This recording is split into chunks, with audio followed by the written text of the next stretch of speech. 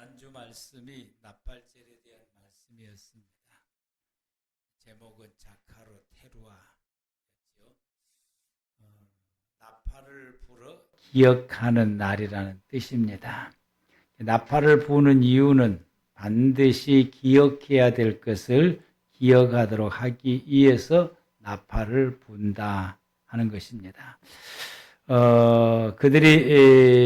유대인들이 이 나팔절에 나팔을 불 때에 그들이 반드시 기억해야 될 것은 세 가지라고 그랬습니다.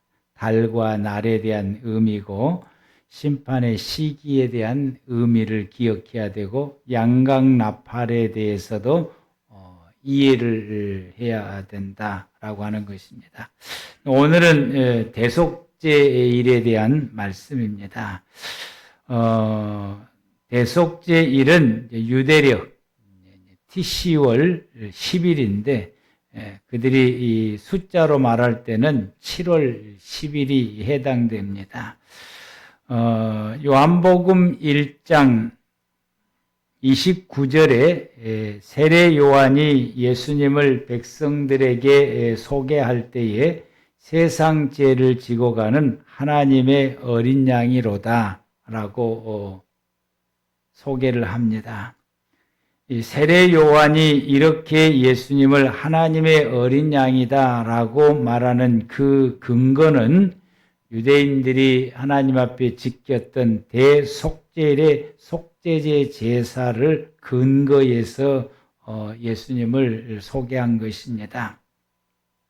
대속죄일에 대한 이 제사에 대한 말씀은 레위기서 16장에 기록되어 있습니다. 그 가운데서 오늘 우리가 6절 말씀에서부터서 10절 말씀인 오늘 본문의 말씀을 우리가 함께 보았습니다. 다시 한 번 더 6절에서 10절 말씀을 다 같이 한 목소리로 함께 합독하시겠습니다.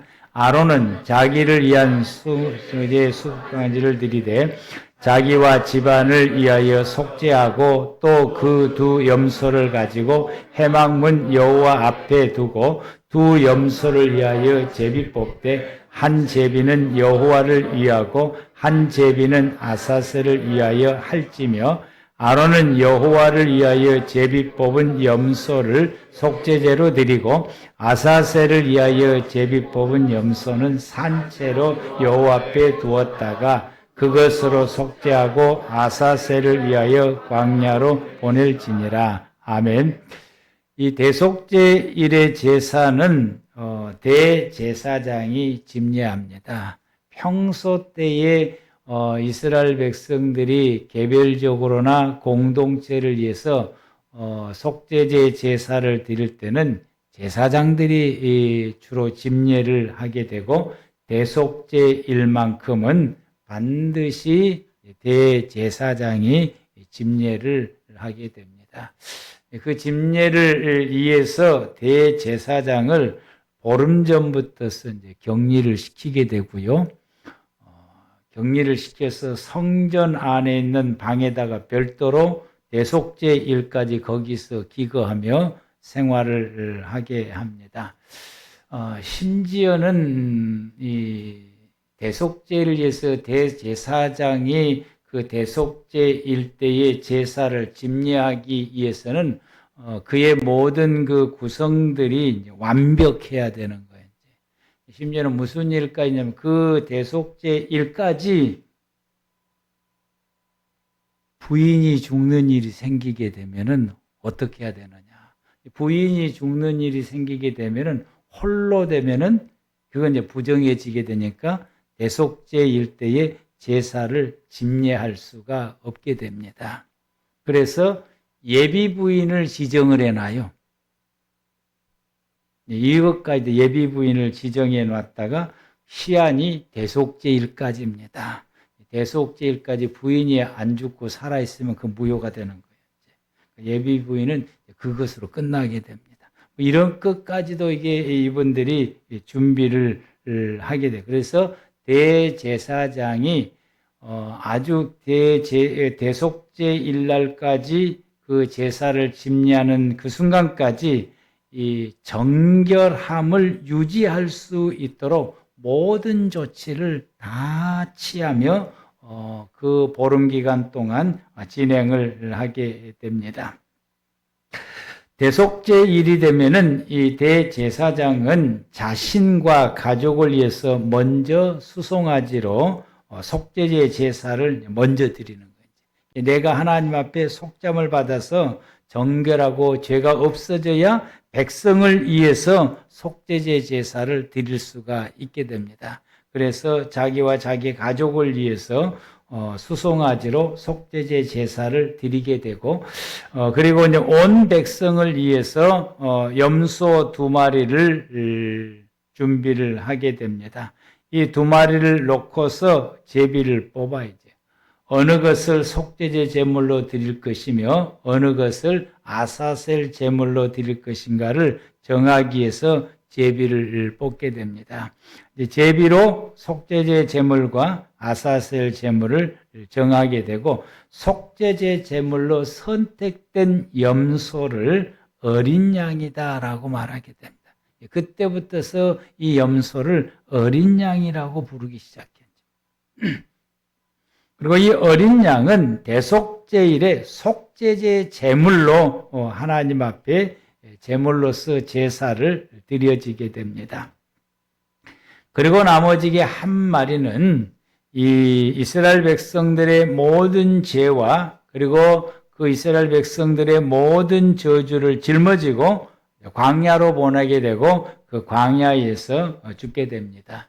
광야에서 죽게 되는 이 제물을 아사셀이다라고 말합니다. 그래서 오늘 본문 가운데서 이 아사셀이라고 하는 단어가 언급되어 있습니다.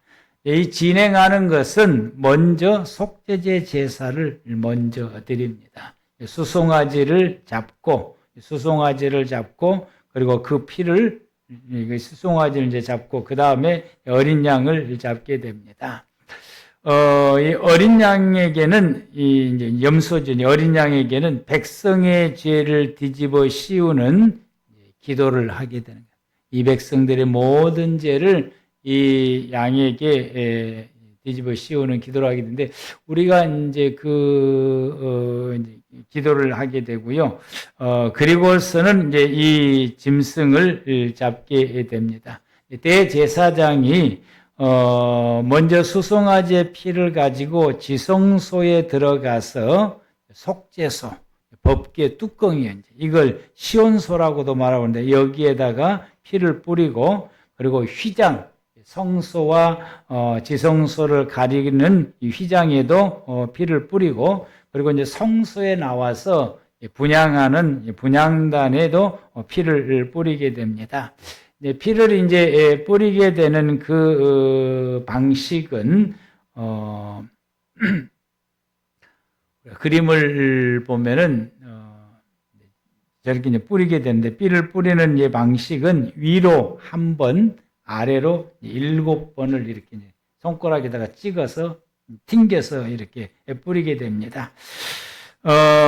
그 이유는 모든 것이 위로부터 시작되었고 나머지기는 모두가 다 아래에 속해 있다라는 의미를 가지고 위로 한 번, 아래로 이제 뿌리게 되고요. 송아지 피를 이제 그렇게 뿌림으로 대제사장의 자신과 가족의 그 모든 죄를 속죄함으로 이루게 되고, 그리고 난 다음에 이제 이 어린 양의 피를 가져다가 같은 방식으로 뿌리게 됩니다. 뿌리고 나서 번제단에 와서 번제단 위에가 이제 이 뾰족하게 올라오는 4기퉁 위에 뿔이 달려 있는데, 올라온 걸 뿔이라고 그래요. 이 뿔에다가 바르고, 그리고 그 뿔에도 피를 위로 한 번, 아래로 7번을 뿌리게 됩니다. 그러면은 속죄제 제사가 끝나게 되는 거죠. 그리고 나서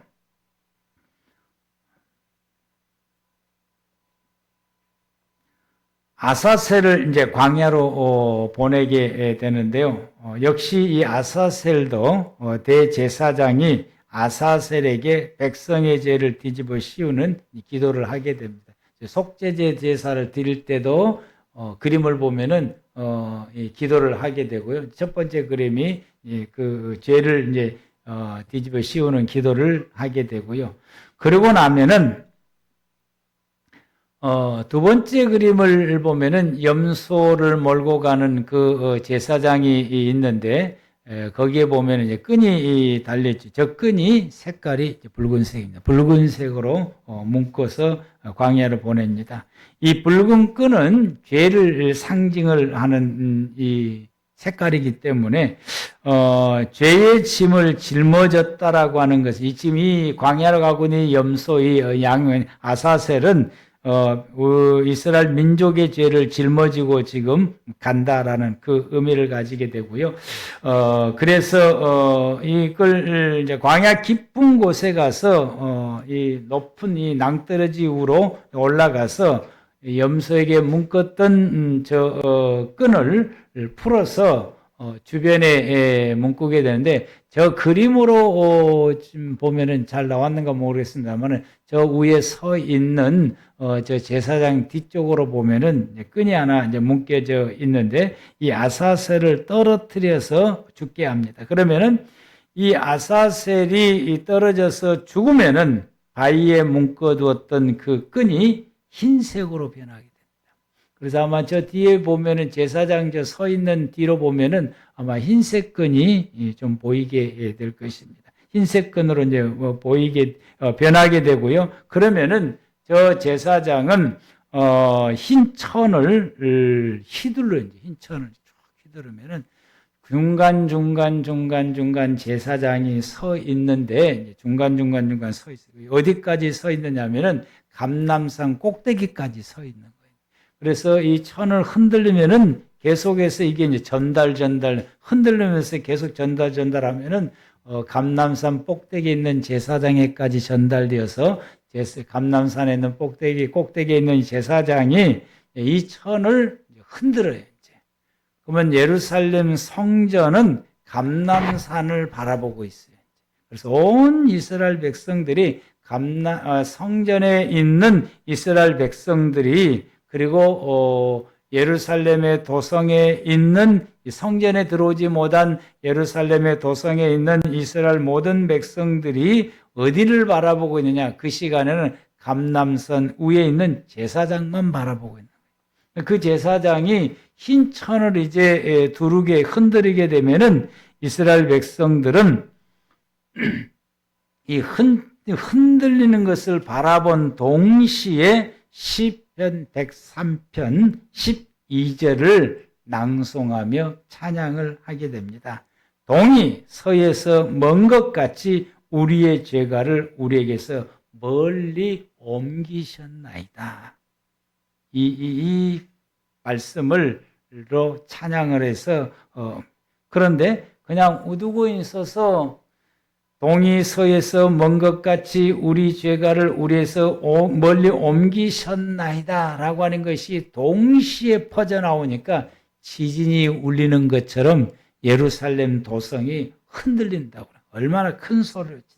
그리고 나서 이스라엘 백성들이 자신들의 죄가 사해졌다라고 외치고 그리고 나의 모든 죄가 멀리 가버렸다고 내게는 이제 죄가 없다라고 하는 것을 이 옆 사람과 함께 이게 그 말을 나누면서 그리고 이 찬양하면서 춤추면서 그 시간에 찬양을 하는 춤을 추면서 아주 기쁨으로 죄가 멀리 사라졌다라고 하는 것에 대해서 확신을 갖고 그걸 믿고 그것을 찬양하고 하나님께서 나의 모든 죄를 이렇게 짐승들이 죽음으로 통해서 멀리 가버렸다고 하는 것을 확신하면서 그것을 기쁨으로 찬양을 하게 됩니다. 이미 지성소에서 속죄 피가 뿌려졌고 그리고 죄의 짐을 짊어진 아사셀은 광야에서 죽었기 때문에 자신들의 모든 죄가 자신으로부터서 멀리 옮겨졌다고 확신을 합니다. 세례 요한은 바로 이 예수님을 대속죄일의 어린 양과 같이 아사셀과 같이 우리들의 죄를 대속해 주신 분이시고 내 몸 안에 있는 나의 모든 죄를 멀리 보내버리시는 그런 아사셀과 같은 분이다라고 하는 것을 이스라엘 민족들에게 이분은 바로 그런 분이야. 대속죄의 이 어린 양과 같이 대속죄의 아사셀과 같이 우리의 죄를 대속해 주시는 분이다라고 백성들에게 소개를 하게 됩니다. 예수님이 이 땅에 오신 이유에 대해서는 우리의 모든 죄를 없애주기 위해서, 대속해 주기 위해서 오셨다라고 말씀합니다. 마태복음 20장 28절에 인자가 온 것은 섬김을 받으려 함이 아니라 도리어 섬기려 하고 자기 목숨을 많은 사람의 대속물로 주려 함이라. 예수님께서는 나는 왜 왔냐?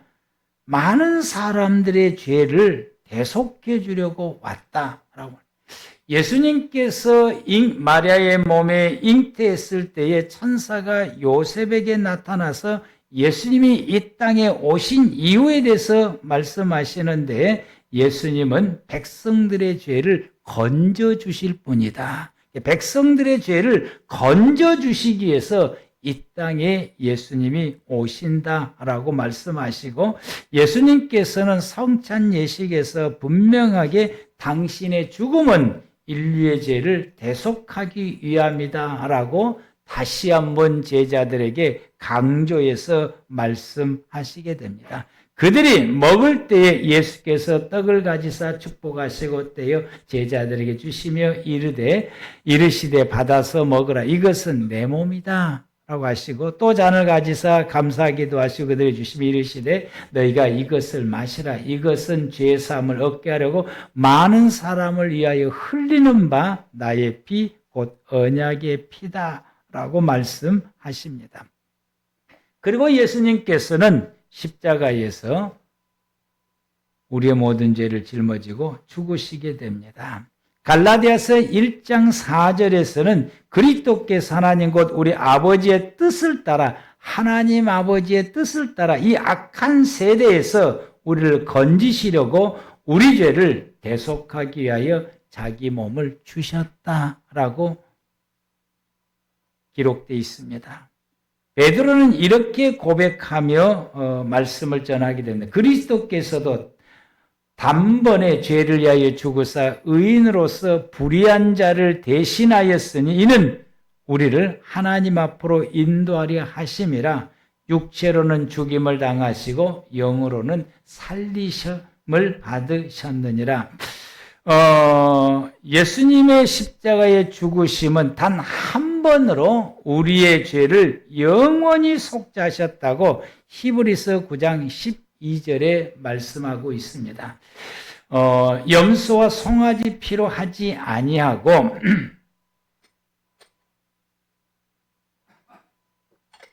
염소와 송아지 피, 이건 오늘 본문에 이 레기스에 보았던 대로 대속제일의 제물을 말씀하고 있어요. 이걸 하지 않으시고 오직 자기의 피로 영원한 속죄를 이루사 단번에 성수에 들어가셨느니라.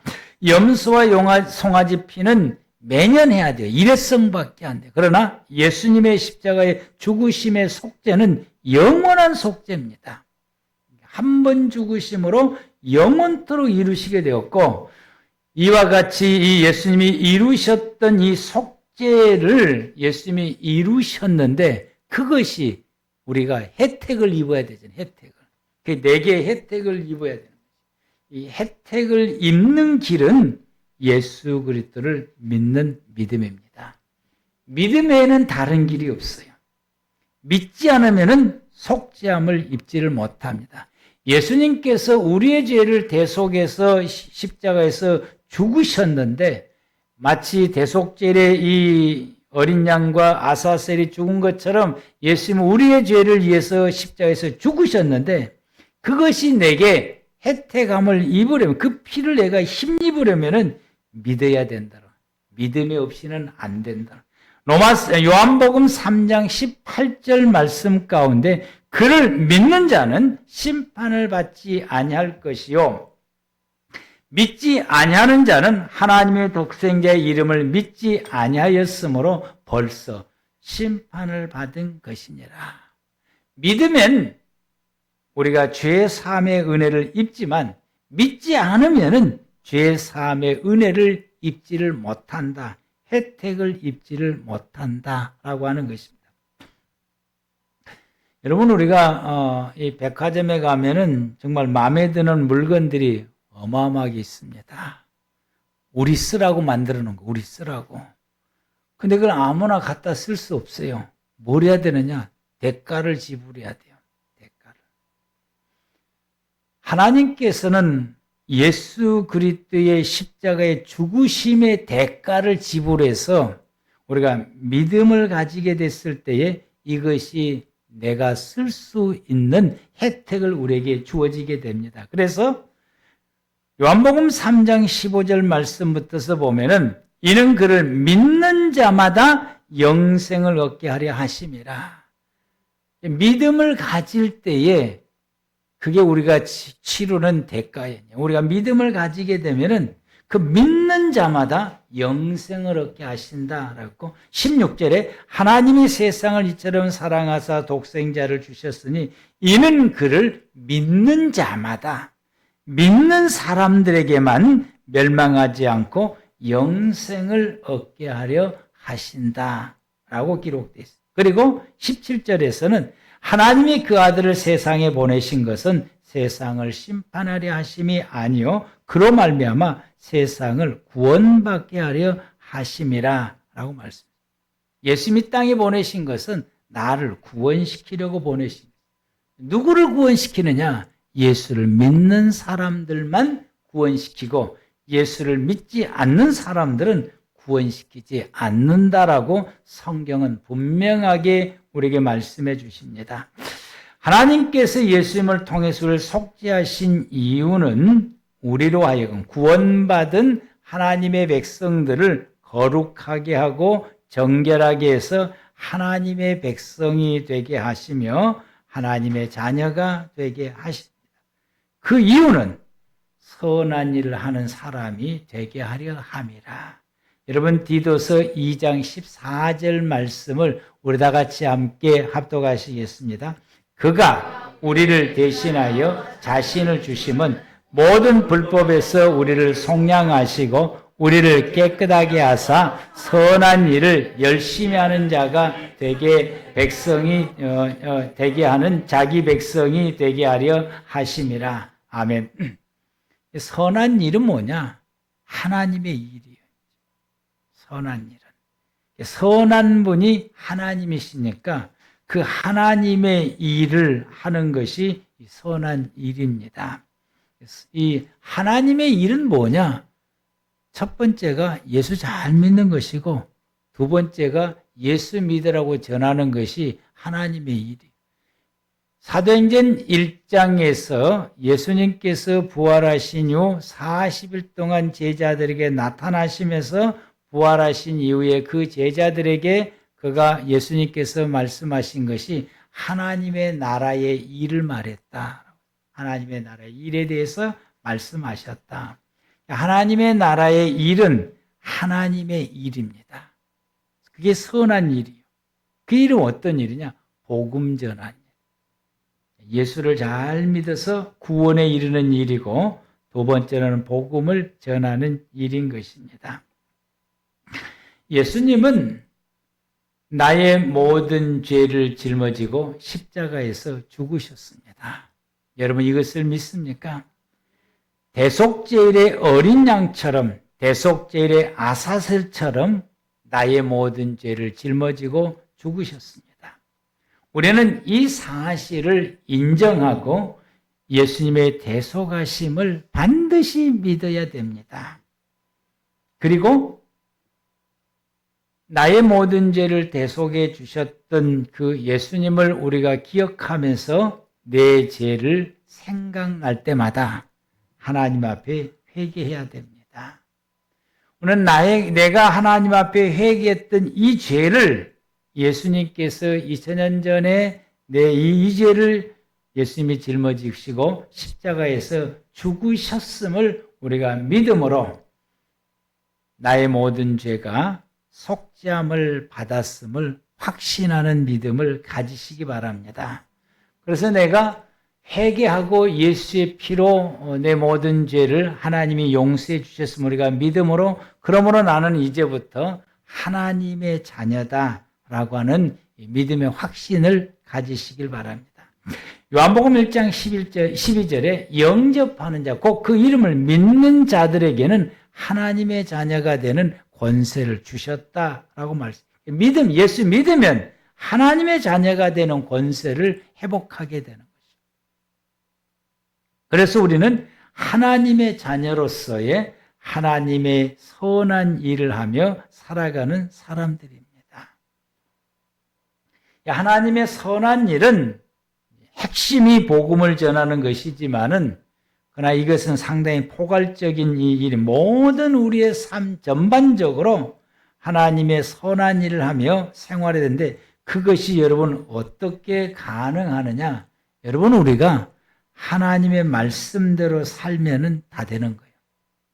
하나님 말씀대로 선한 하나님의 성경에 기록된 말씀을 따라서 우리가 생활하게 되면은 성경에서 우리에게 말씀하신 그 말씀을 쫓아서 우리가 생활하게 되면은 우리는 하나님의 선한 일을 하면서 생활을 하게 됩니다. 오늘날 예수를 믿는 성도들은 아주 많습니다. 다 예수를 믿는 성도들은 참 많아요. 그런데 그 믿음의 성도들 가운데에서 믿음을 생활화하는 성도는 적어요.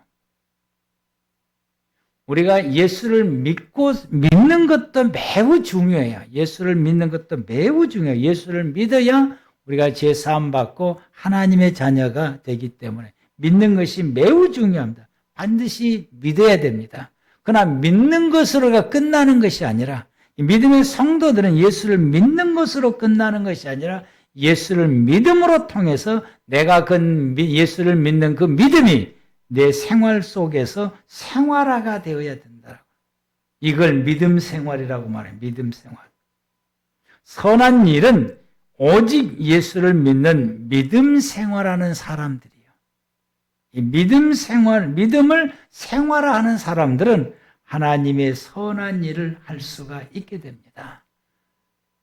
디도서에서 예수님께서 우리를 십자가에서 대속해 주시고 우리를 구원시켜서 하나님의 자녀가 되게 하신 것은 우리로 하여금 믿는 자로 멈추는 것이 아니라 믿었던 믿는 자로서의 믿음의 생활하는 하나님의 사람이 되게 하기 위함이다 라고 말씀했습니다. 우리 믿음 생활합시다. 아멘. 믿음을 생활하는 저와 여러분들 되기를 바랍니다. 그래서 말씀을 우리가 허투루 사는 것이 아니라 말씀 속에 주어지는 의미와 뜻 그리고 그것을 우리가 하나님 앞에서 어떻게 지킬 것인가를 고민도 하고 생각도 하고 그걸 어떻게 지키는 것이 가장 잘 지키는 것이고 어떻게 지키는 것이 하나님의 뜻에 따라서 지키는 것인가 내 생각에 따라서 지켜 생활한 것이 아니라 하나님이 원하시는 것이 무엇인지 하나님이 바라시는 것이 무엇인지를 우리가 생각하고 묵상하고 깨달으면서 그래서 조금이라도 더 우리가 말씀을 생활하고 믿음에 생활하는 것이 내 기분대로 내 감정대로 내가 좋아하는 대로 하는 것이 아니라 하나님이 원하시고 바라시는 것이 그 뜻대로 우리가 이행하고 지켜나갈 수 있는 하나님의 신실한 성도들이 되시기를 축복합니다. 기도하겠습니다.